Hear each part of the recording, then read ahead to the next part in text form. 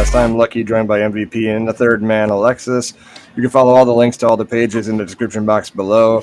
Also, you see on the screen discount code GYMMINT10. Go to w.gg, get 10% off. Oh, yeah, Matt's got his W.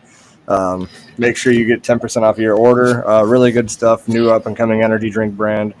It's been carrying me through my work weeks here lately, so same here. Use that code for GYMMINT10 to get 10% off.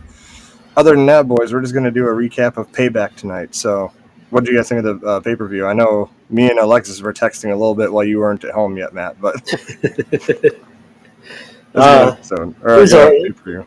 It's okay. Some surprises. Quite a few surprises, yeah. Quite a few surprises. John Cena. John Cena was the host, right? Yeah. So let's kick it off. So the first match was Becky versus Trish.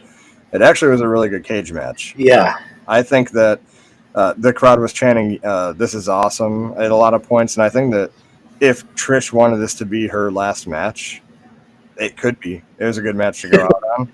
But I don't know what the plan is there. So yeah, I'm not taking any more bumps after that top rope manhandle slam.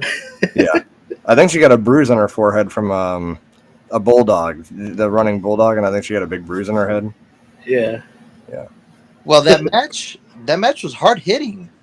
Yeah, absolutely. I was really surprised because I didn't catch Raw this past week, and I think that's when they announced that this was going to be a cage match. Yeah. So in the cage coming down with the lights, I was super excited. I was like, "Oh, we're starting off with a cage match here," and I think this feud deserved it. You know, you don't always see the cage match, or actually sometimes you see the cage match in some of these things too often. I'm glad they saved it and they used it for the blow off of this feud. Yeah. I'm really glad that they did that because they've been feuding for about 4 months now, and this was a good way to end it.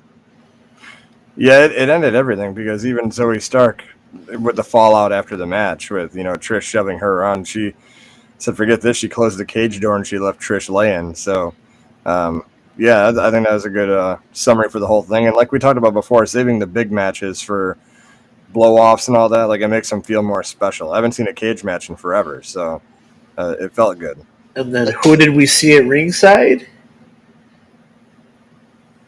Your girl, NXT champion, women's champion, Tiffany Stratton. That's true. Yep. Oh yeah, I actually want to talk about some of those bumps that we seen in that match. So they were throwing each other into that cage a lot today. Oh yeah. And I think that's where a lot of those welts that were on Trish Stratus's forehead was from hitting that cage. When Zoe Stark came in and smashed that cage across Becky's face, that cage door, that looked brutal. That looked really brutal. And my favorite spot of the match was that superplex off the top of the cage. The super duper plex. Super duper plex. And they executed it perfectly. Trish took that like a champ. I actually think this was their best match of their whole feud. And it should have been. They've been able to create some what's the word that I'm looking for? Some chemistry throughout this feud. So very good match between those two. Very solid opener. No complaints there. And like you guys said, Zoe Stark, that's probably the best Z360 I've seen her hit since she came on the main roster. So does that mean, is she going to turn into a face, or are we getting maybe Zoe Stark versus Trish? We'll see what happens there. Can't hear you, Lucky. Lucky, you're muted. Oh, sorry. The baby monitor went off. so good match, right? This is awesome. Was definitely well deserved. Then Cena came out right after that. He did his talking about being the host, and he ends up being the referee for LA Knight versus The Miz. I think the match went a little too long than it should have, but it was fine. Like, it's still good. And LA Knight got the rub from Cena at the end,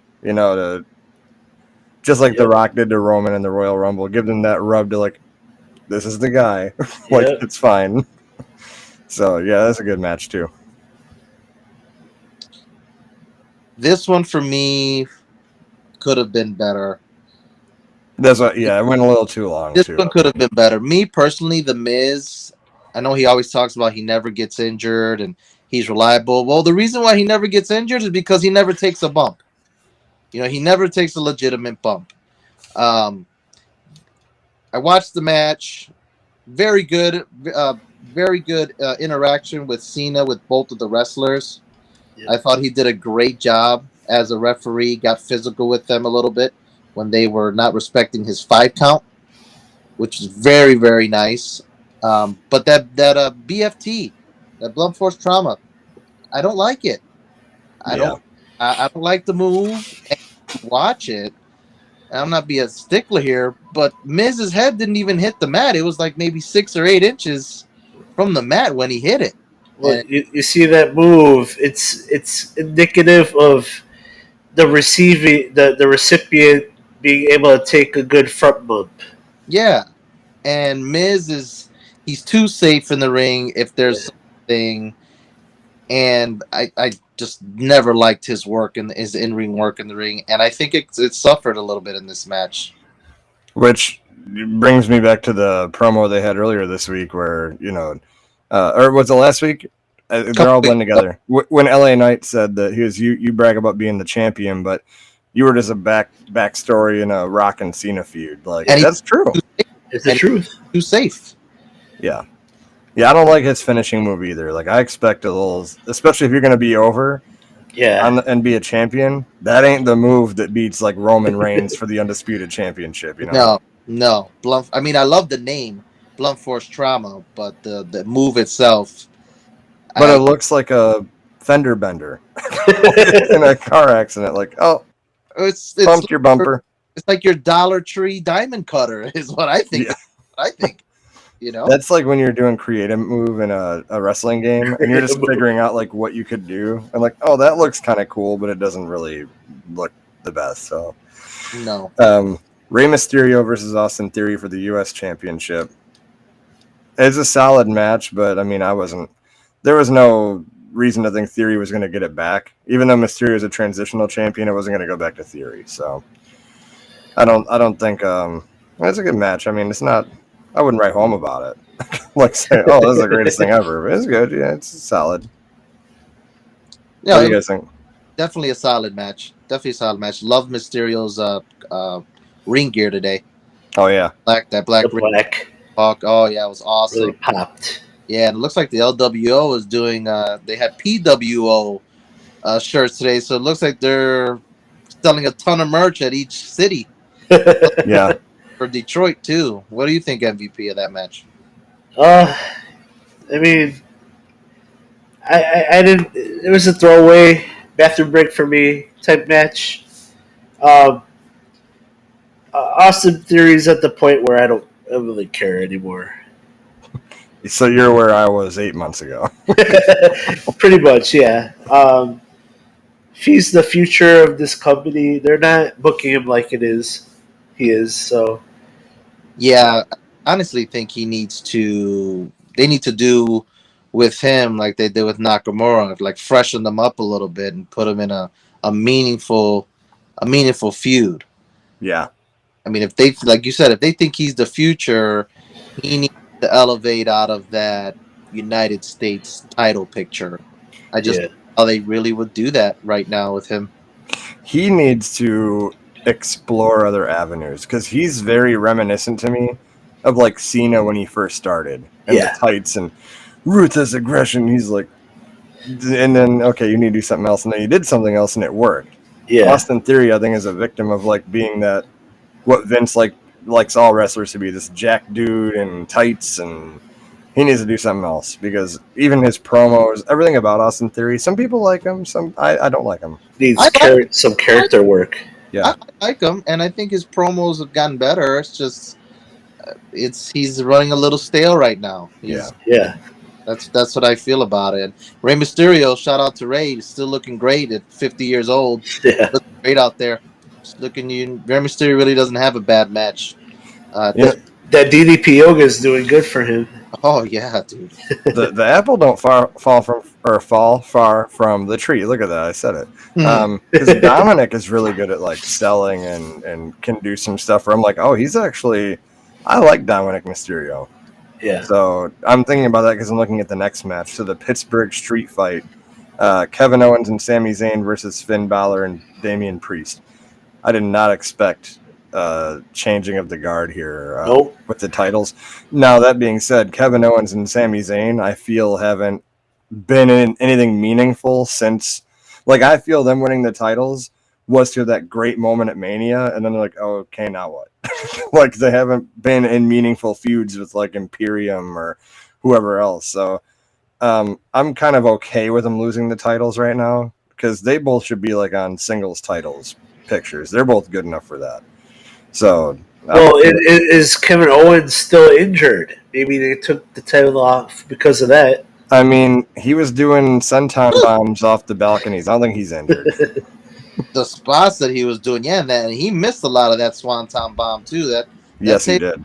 could have been out about another foot or so because his tailbone smashed against that cement. Yes, it did. That was the spot. I think the spot of the night for sure. Oh yeah. 100%. And I think this is the match of the night as well. Oh yeah, I agree. Definitely the match of the night. These guys were selling and bumping their asses off. And a lot of interference by the Judgment Day. Yeah. You expect it. A lot of interference. You expect it, right? Because it's a Pittsburgh street fight. You expect a lot of it.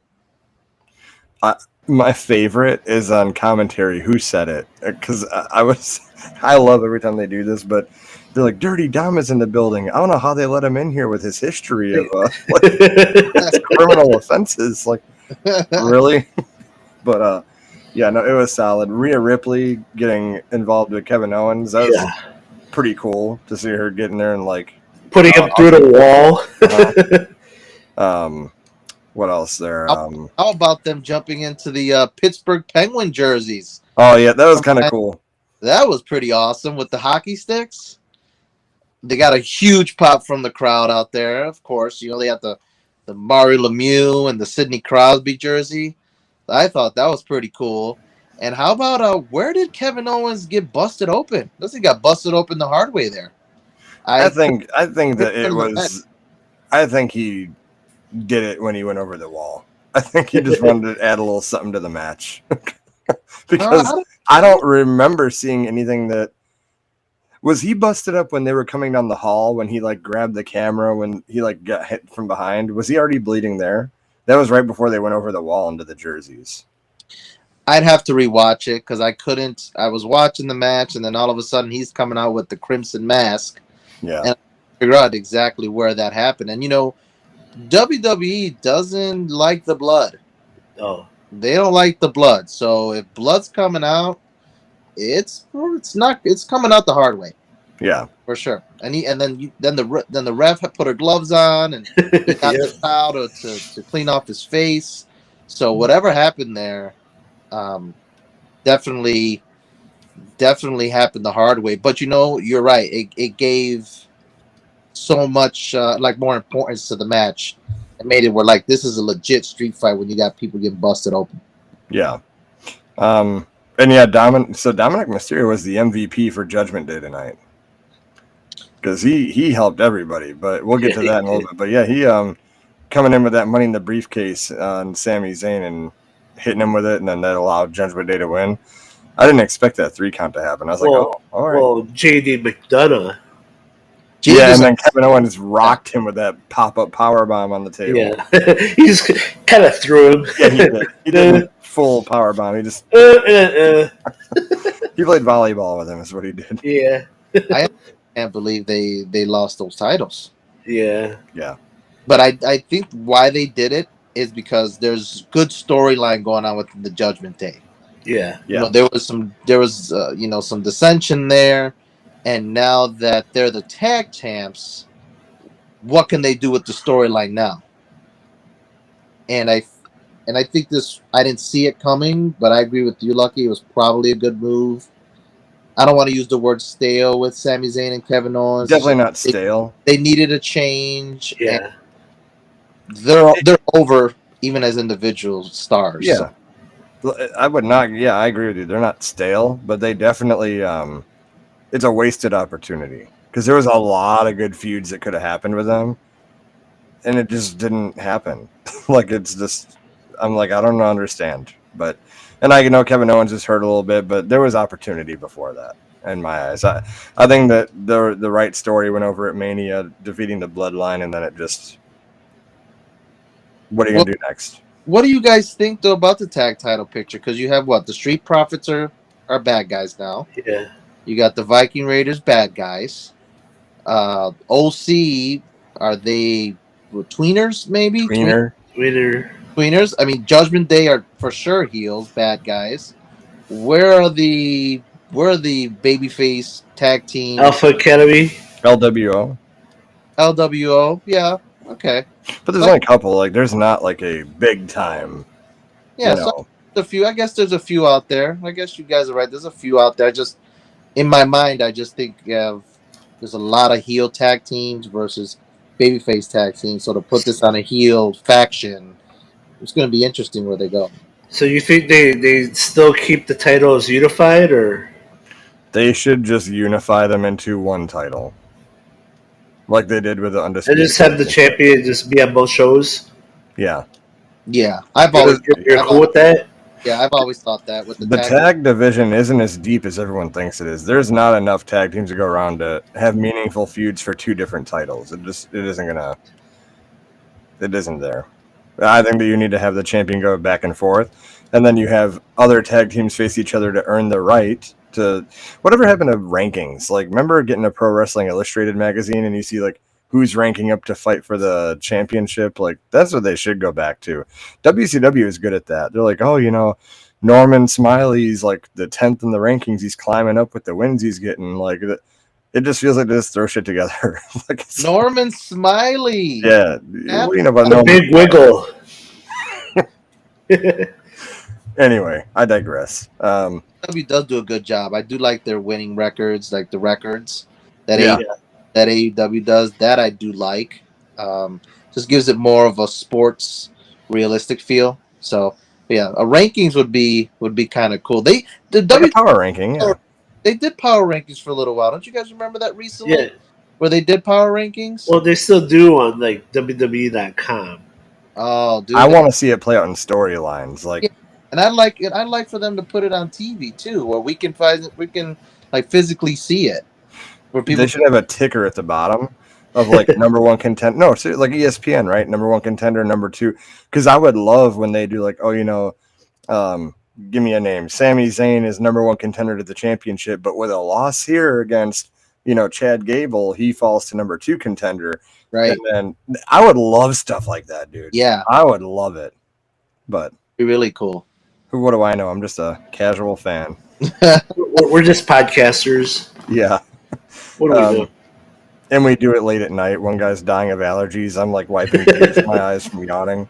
And last but not least, how about the pyro for the new champs too?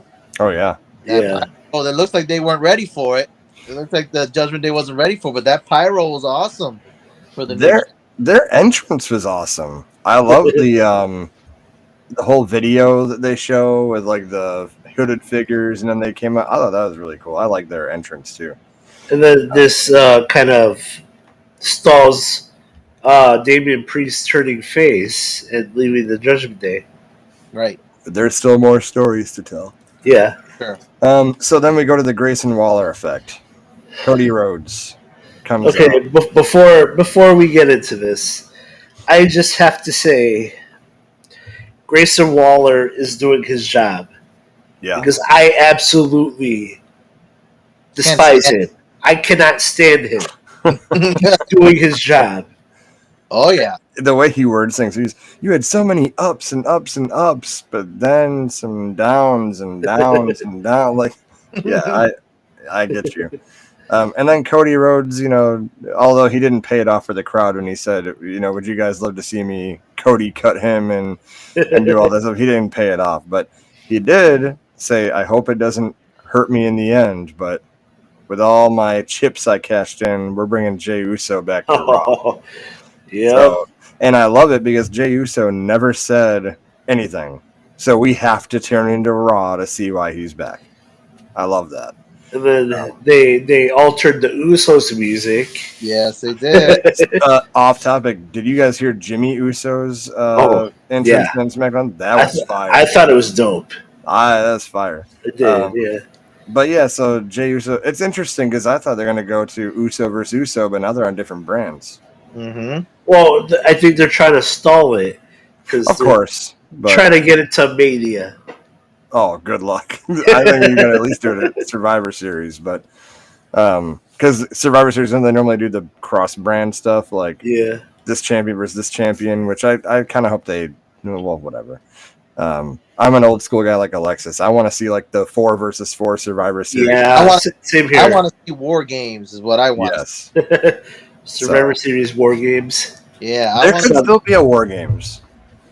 Okay, yeah. Judgment Day versus like Sammy and Kevin and Cody and someone else. Judgment Day versus the Bloodline. Whatever.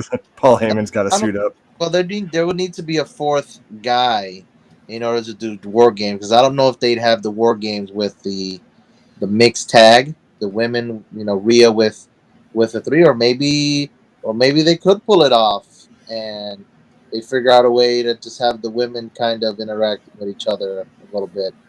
Maybe they. If you pick the right girl, though, like Rhea can interact with some of the guys. Yeah, because she's strong. Get Raquel Rodriguez on the other team. Oh yeah. They could offset each other, but yeah, it was an interesting segment. Grayson Waller got super kicked. You know what's funny about JL? So he's like, Grayson Waller said, "What are you talking about, mate? You've been gone for like 2 weeks." Yeah, he said, "How does it feel to be in a twin in a tag team and accomplish nothing?" Yeah, Grayson Waller, dude. He does a good job, man. He does a really good job. Yeah, he does. Yep. And Cody was good as usual, just talking about, I've seen it all, like Miz TV, Flair for the Gold, Piper Pit. He named all the cool shows. That was a good thing. Cody's just on another level with his promos right now. He just looks so comfortable. He just looks so comfortable. I think he's just in the zone. He's just in the zone right now. The apple don't fall far from the tree. No. You can tell that the time that he spent away from WWE and doing all the independents and then starting AEW, that just kind of just vaulted him, and it kind of just, what's the word that I'm looking for? Kind of molded him to kind of what we see now. Because I know he was great in WWE before when he had the mask and the Intercontinental Championship, but he just has a presence now where he walks into the room. Like even my 3-year-old son, he says, Where's Cody Rhodes? And then he was asking, well, why is Cody Rhodes in regular clothes today? He didn't understand why he's suit, Yeah. But yeah, Cody Rhodes is just on another level right now, and he doesn't even always have to wrestle like he didn't do today, Yeah. Which I said, I love that. Make him feel like an attraction. We've said that before, and he's an attraction for sure. Well, they got to get him to Mania. Well, a certain individual's back for about 8 weeks, and I think it would be really good to put him in a match with Cody Rhodes at one of these pay-per-views. Just saying. Okay. Cena versus Cody Rhodes would be fire. But Cena's SmackDown right now. I mean, Cena's Cena, though. He could kind of do whatever he wants. Yeah. Pop up on Raw. I mean, all I know is he's on SmackDown for the next, 9 weeks or something like that. So, which you know why. Gotta love that strike. Yep, the writer's strike, so he ain't got nothing going on right now. Is that what that is? I was wondering how the hell all of a sudden he's back for a certain amount of time. Well, also, it makes me mad because I'm a Marvel fan, and all the movies are on hold right now because of this writer's strike. Just pay the people. The unions, man. It's the unions. They it's those unions. Good thing is SmackDown's coming to the Fiserv up here in Milwaukee, I believe, in October. So I get tickets. I'll be able to see one of the GOATs. John Cena. Oh yeah. Oh, I hear those trumpets, baby. Rhea Ripley versus Raquel Rodriguez. I thought it was good for what it was. It was the first competitive match Rhea's had since Mania. Yeah. And just my notes here, like, it was a show of power. I do like her going after Raquel's knee, exposing that weakness. And there's a couple cool spots. I mean, when Rhea's on the turnbuckle and then Raquel grabs her and holds her up for that suplex, showing that she's pretty strong. Rhea's, a little bit bigger than a normal female wrestler. So, but I don't know. It was a good match. Again, it's not like my favorite match. I agree with Alexis. The tag team match is the match of the night, but it's good. I watched it. I didn't look away like I normally do. So there's something. I mean, you got two beautiful women in the ring. I wouldn't look away either. Touché.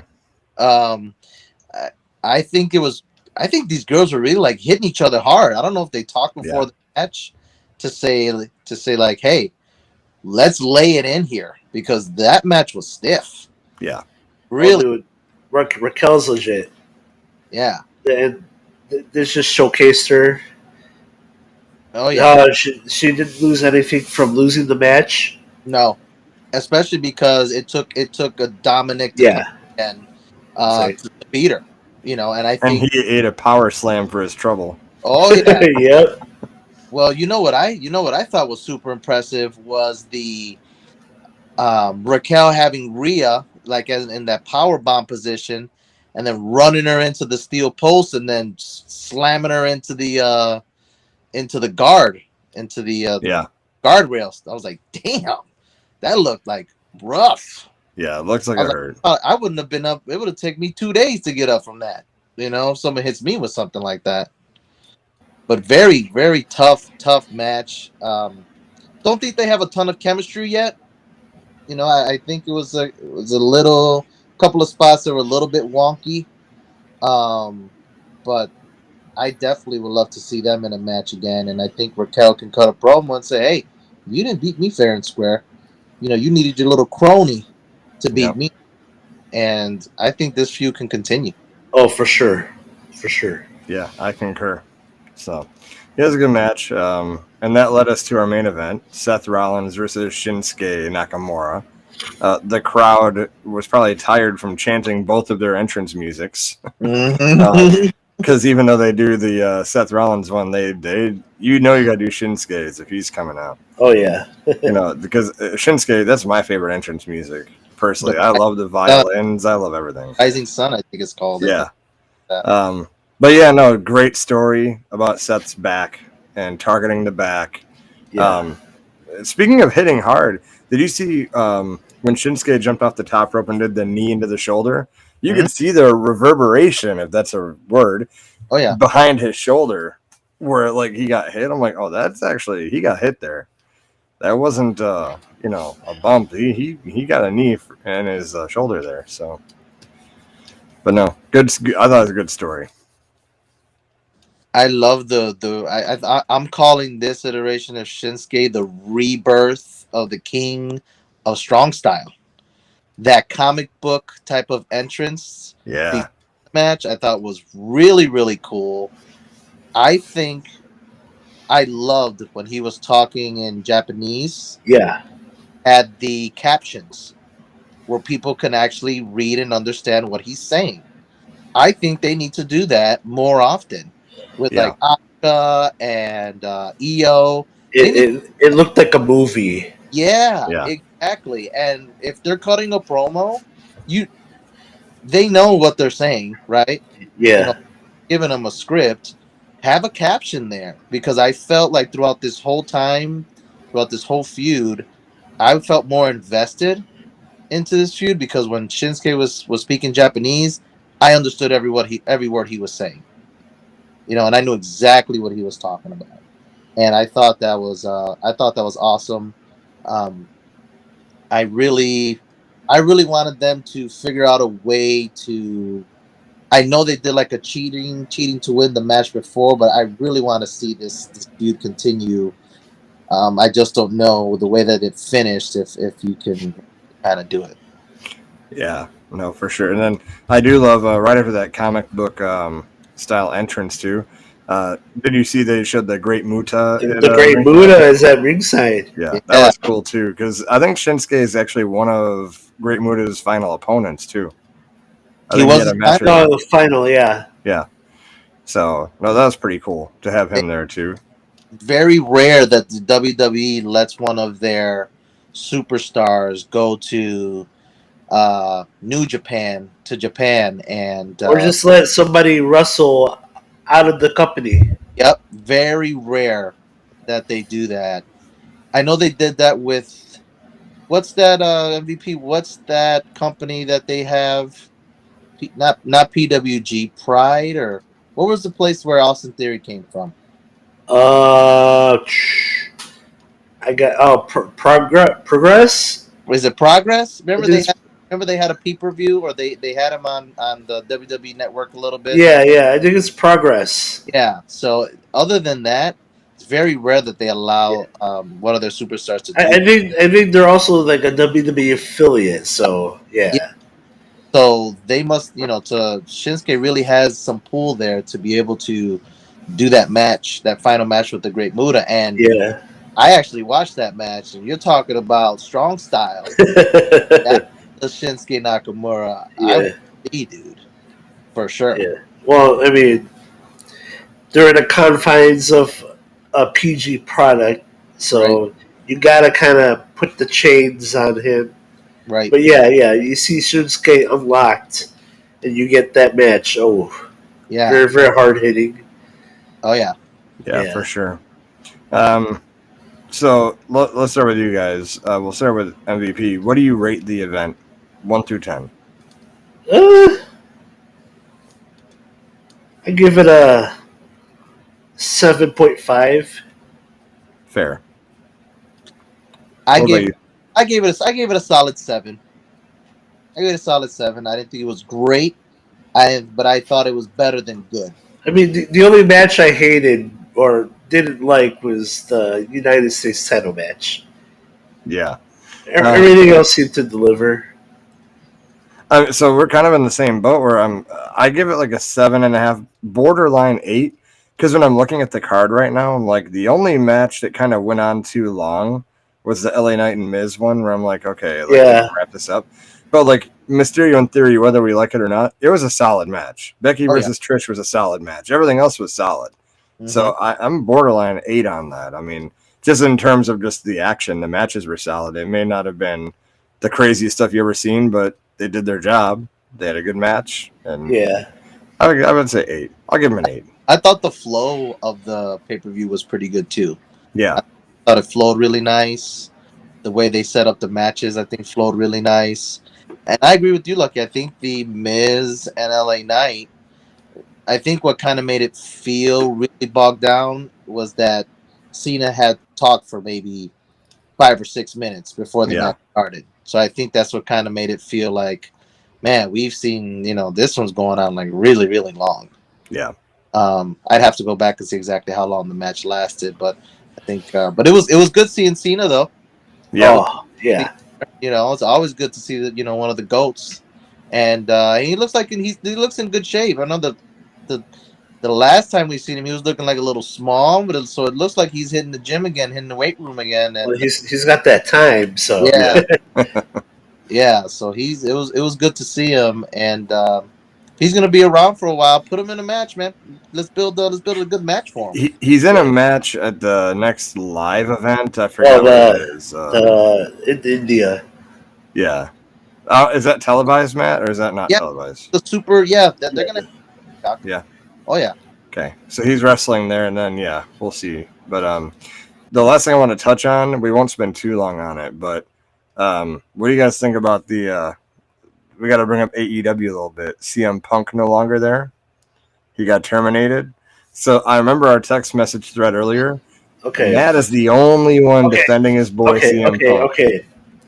No, because all right, Tony Khan, he's the ultimate wrestling mark. He made his own company, and then he's signing all his favorite guys, but yet not policing anyone backstage, so everything's running amok. Mm-hmm. And then you have your first like megastar.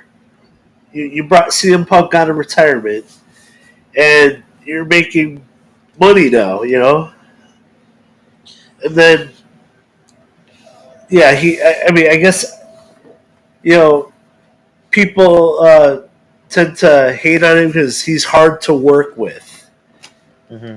and rightfully so because he wants everything to be like perfect. Um,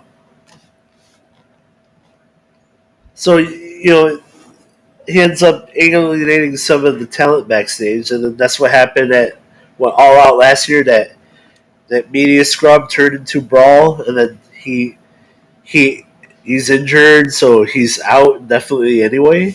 And then he comes back. You gotta know that some people are just gonna try to poke the bear.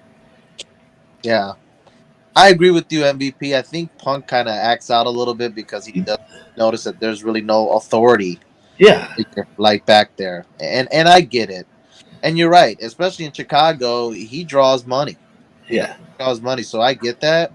Um, but he also has to understand that hey, these guys are executive VPs in the company, and they got a lot of pull, right? And that's just what it is, And at this point, Punk kind of seems a little bit like a crybaby here. He was brought in. I'm sure he was brought in for a lot of money. I'm sure he sold a fuck ton of merch. So I'm sure he was getting big fat paychecks. Um, and he knows he's been in the business a long time. He knows it's a lot of politics. He knows, and it's unfortunate because, like I said, I never I'm a little bit different with CM Punk because I stopped watching wrestling during like that CM Punk area, so I didn't really see a ton of him. So I'm a little indifferent for him. Like a ton of people from Chicago, I love CM Punk. I love CM Punk. I like him, but I'm not like a big Chicago CM Punk mark. What about you, Lucky? See, I love all the CM Punk stuff. I love Punk. When he turned into the pipe bomb, that whole from there on, I was like, oh, that was like the only thing to watch in wrestling. Yeah. However, I'm going to give you an analogy. All right. He goes on all these interviews that, well, all these people in WWE were the problem. They did this to me, and they did this to me, and they did this to me. Then he goes to AEW, and then he's got all these issues. Then he leaves, and he comes back, and then he's got all these other issues. And it's kind of like Taylor Swift. She's made about 9 albums where the guys are the problem. Mm-hmm. You should make an album that maybe you're the problem. Yeah, because it can't be the world against CM Punk. There's got to be some truth that he's causing a lot of this too. I mean, it just don't make sense that you mean to tell me every single person is doing all these things to CM Punk and he's perfect? I doubt that highly. So I agree with your text message earlier. He kind of comes out like a crybaby. Yeah, and I'm okay with him not wrestling again if it comes to that because he kind of looked a little. I'm never gonna say clunky because he's good in the ring, but like he missed that go to sleep on Samoa Joe, and it looked really bad. And it's like then that slingshot yeah. line. Oh, those were terrible. Yeah. But this is coming from a guy who's never wrestled, so I'll give him his props. For a guy who's been out the game for so long to come in, he looked pretty good. He looked pretty good overall, and can still cut a great promo, can still tell a great story. But if he's gonna cause all that friction, I mean, it ain't worth it. It ain't worth having all that friction backstage. And that's what I'm saying. Like the nostalgia, I love rewatching CM Punk era pay-per-views, Money in the Bank with John Cena and all that. Love it, but I'm okay leaving that in the past. And if I don't see CM Punk wrestle again, I'm okay with that. Yep. You either die a hero or live long enough to see yourself become the villain. Yep. Exactly. So, but all right, we're gonna end it here. Good Payback review. One more time, if you go to w.gg, show it off, Matt. You get 10% off of anything you order. I gotta get my W, y'all. You gotta get your W in. So, but yeah, 10% off everything you order, and they got really good flavors too. Well, right now, it's replaced by coffee. Yeah. So anyone that orders, make sure you get the Dragonade. It is fire. Oh yeah, So, it's really good. other than that, we'll see you boys next week. We'll bring the top fives back next week too. So Yeah. enjoy your media room, Alexis. Oh, I will. Oh, I will. Most definitely. Most All definitely. right.